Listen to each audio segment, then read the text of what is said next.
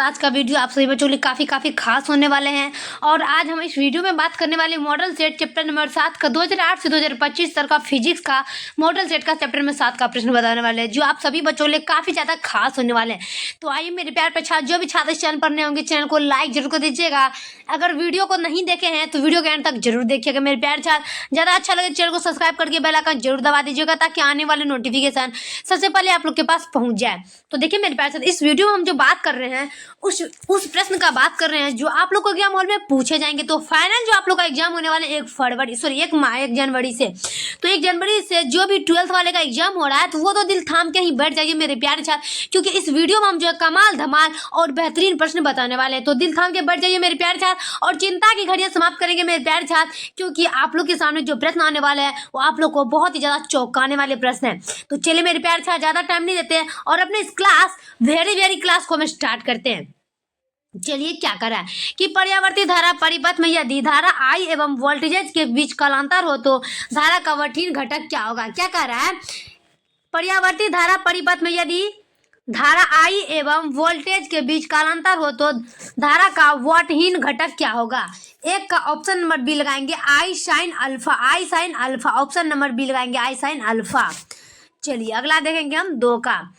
किसी पर्यावर्ती क्या होगा कि किसी पर्यावर्ती धारा परिपथ में धारा एवं विभवांतर के बीच कालांतर थीटा है, तब शक्ति गुणांक क्या होगा। क्या होगा कि किसी पर्यावर्ती धारा परिपथ में धारा एवं विभवांतर के बीच कालांतर थीटा है, तब शक्ति गुणांक क्या होगा। 2 का ऑप्शन नंबर ए लगाएंगे कॉस थीटा। क्या होगा, कॉस थीटा। क्या होगा मेरे प्यारे छात्र, कॉस थीटा। चलिए 3 का देख लेंगे कि चौक कुंडली का कार्य सिद्धांत निम्न पर आधारित है। चौक कुंडली का कार्य सिद्धांत निम्न पर आधारित है, काफी बीबीआई है, और इसका आंसर लगाएंगे स्वप्रेरण। क्या होगा, स्वप्रेरण। ऑप्शन नंबर बी लगाएंगे स्वप्रेरण। चलिए अगला देख लेंगे हम 4 का। एक ऊंचाई क्या होगा, एक ऊंचाई परिमापित्र में कुंडलियों में फेरों के संख्या में प्रथमक में N1 तथा द्वितीयक में N2 तक डैश होता है। क्या कर रहा है कि एक ऊंचाई परिमापित्र में कुंडलियों में फेरों की संख्या में प्रथमक में N1 तथा द्वितीयक में N2 तक डैश होता है। 4 का ऑप्शन नंबर बी लगाएंगे N1 एरो N2। क्या होगा, N1 समानुपाती N2, ऑप्शन नंबर बी।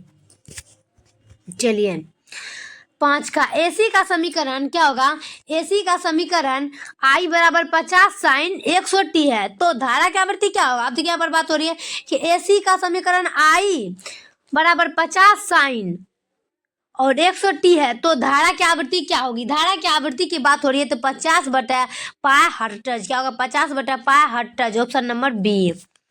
चलिए अगला देखेंगे 6 का। युक्ति जो वोल्टता को बढ़ा देता है, युक्ति जो वोल्टता को बढ़ा देता है उसे क्या कहते हैं। युक्ति जो वोल्टता को बढ़ा देता है उसे क्या कहते हैं, अपचाई ट्रांसफॉर्मर, ऑप्शन नंबर बी। चलिए अगला देख लेंगे हम 7 का। यदि LCR परिपथ में L बराबर 8.0 हेनरी, C बराबर 0.5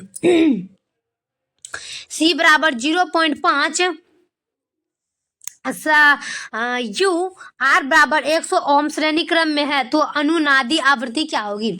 कि यदि LCR परिपथ में L बराबर 8.0 हेनरी, C बराबर 0.5, R बराबर 100 ओम श्रेणी क्रम में है, तो अनुनादी आवृत्ति क्या होगी। 7 का ऑप्शन नंबर बी लगाएंगे 500 radian second, option number B. चलिए 8 का। एक चौक कुंडली का व्यवहार परिपथ में धारा को नियंत्रित करने के लिए किया जाता है। एक चौक कुंडली का व्यवहार परिपथ में धारा को नियंत्रित करने के लिए किया जाता है। 8 का ऑप्शन नंबर ए लगाएंगे केवल AC परिपथ में, ऑप्शन नंबर ए। चलिए 9 का। LCR परिपथ में धारित तत्व को C से बदलकर 4C कर दिया जाता है। समान अनुनादी आवृत्ति के लिए प्रेरकत्व को L से बदलकर होना चाहिए। क्या करा कि LCR परिपथ में धारित को C से बदलकर 4C कर दिया जाता है। समान अनुनादी आवृत्ति के लिए प्रेरकत्व को L से बदलकर होना चाहिए। 9 का ऑप्शन नंबर डी लगाएंगे। क्या कह रहा है, 4L। क्या होगा, 4L, ऑप्शन नंबर डी। चलिए अगला देख लेंगे 10 का।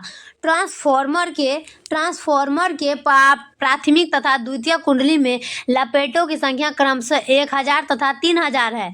यदि 80 वोल्ट के एसी प्राथमिक कुंडली में आरोपित किया जाता है तो द्वितीयक कुंडली के प्रति फेरों में विभवांतर क्या होगा। प्रश्न को समझेंगे कि ट्रांसफॉर्मर के प्राथमिक तथा द्वितीयक कुंडली में लपेटों की संख्या 1000 तथा 3000 है। यदि 80 वोल्ट के एसी तथा प्राथमिक कुंडली आरोपित किया जाता है द्वितीय कुंडली के प्रति फेरों में विभवांतर क्या होगा।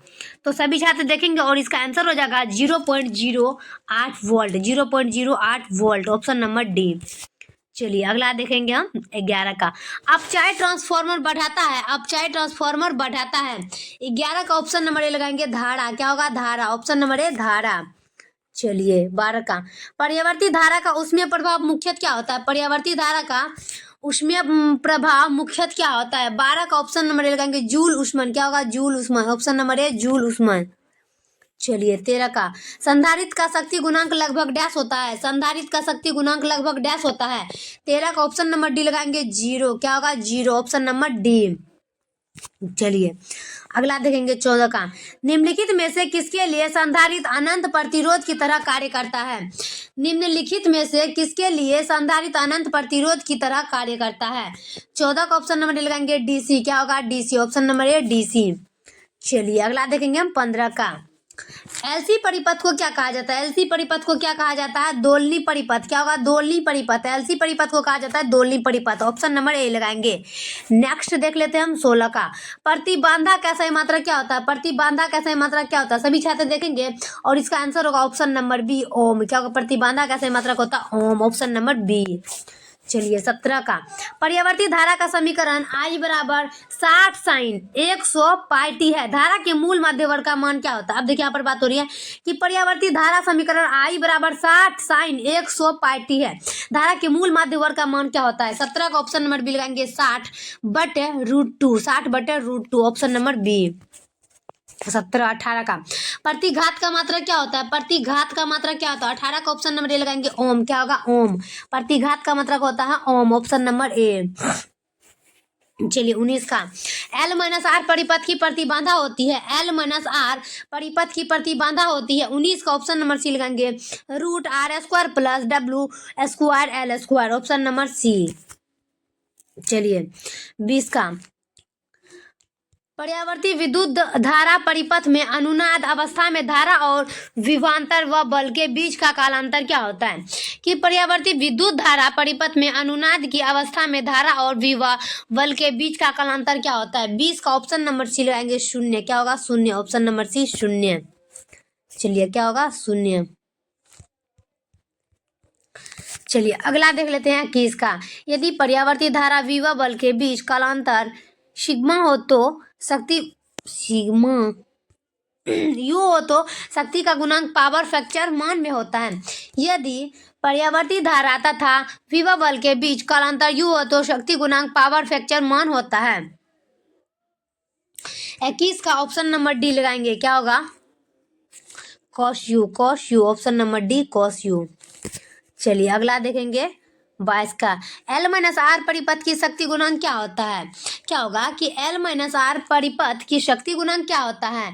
22 का ऑप्शन नंबर बी लगाएंगे R/√R² + W² L²। क्या होगा R/√R² + W² L², option number B. चलिए अगला देखेंगे 23 का। तत्व माइनस तार आमीटर मापता है पर्यावर्ती धारा डैश होता है। तत्व माइनस तार आमीटर मापता है पर्यावर्ती धारा डैश होता है। तो इसका आंसर होगा ऑप्शन नंबर सी मूल औसत वर्ग। मूल औसत वर्ग, ऑप्शन नंबर सी मूल औसत वर्ग। चलिए 24 का। ट्रांसफॉर्मर के कोर को परतदार बनाया जाता है ताकि डैश होना चाहिए। क्या होगा कि ट्रांसफॉर्मर के कोर को परतदार बनाया जाता है ताकि डैश होता है। 24 का ऑप्शन नंबर सी लगाएंगे भांवर धाराओं द्वारा होने वाली हानि कम किया जा सके। भांवर धाराओं द्वारा होने वाली हानि कम किया जा सके, ऑप्शन नंबर सी। चलिए अगला देख लेंगे हम 25 का। किसी LCR परिपथ में ऊर्जा का क्षय क्या होता है। किसी LCR परिपथ में ऊर्जा का क्षय क्या होता है। 25 का आंसर होगा ऑप्शन नंबर ए प्रेरक में। क्या होगा प्रेरक में, ऑप्शन नंबर ए प्रेरक में। चलिए अगला देख लेंगे हम 26 का।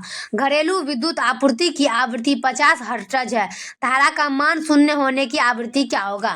क्या कह रहा है कि घरेलू विद्युत आपूर्ति की आवृत्ति 50 हर्ट्ज है, धारा का मान शून्य होने की आवृत्ति क्या होगा। 26 का ऑप्शन नंबर ए लगाएंगे 25। क्या होगा 25, ऑप्शन नंबर ए। चलिए अगला देख लेंगे हम 27 का। भारत में आपूर्ति की जा रही परावर्ती धारा आवृत्ति डैश होता है। भारत में आपूर्ति की जा रही परावर्ती धारा आवृत्ति डैश होता है। 27 का ऑप्शन नंबर लगाएंगे 50 हर्ट्ज। क्या होगा 50 हर्ट्ज, ऑप्शन नंबर ए। लास्ट देखेंगे 28 का। किसी पर्यावर्ती परिपथ में धारा I बराबर 5 cos WT एम्पियर तथा विभव V बराबर 200 sin WT वोल्ट है। परिपथ में शक्ति हानि क्या होता है। अब देखिए यहाँ पर बात हो रहा है कि किसी पर्यावर्ती परिपथ में धारा I बराबर 5 cos WT है, एम्पियर तथा विभव V बराबर 200 sin WT वोल्ट है। परिपथ में शक्ति हानि क्या होता है। परिपथ में शक्ति हानि क्या होता है, सभी छात्र देखेंगे और होगा 0। क्या हो जाएगा 0 हो जाएगा मेरे प्यारे छात्र, 0, ऑप्शन नंबर डी। चलिए देखिए मेरे प्यारे छात्र, वीडियो कैसा लगा कमेंट बॉक्स में जरूर बताइएगा। मेरे प्यारे छात्र आप लोग मेरे चैनल को सब्सक्राइब नहीं करते हैं मेरे प्यारे छात्र, तो आप लोग मेरे चैनल को सब्सक्राइब जरूर कर लीजिएगा। तब तक के लिए नेक्स्ट वीडियो में मिलते हैं। जय हिंद जय भारत।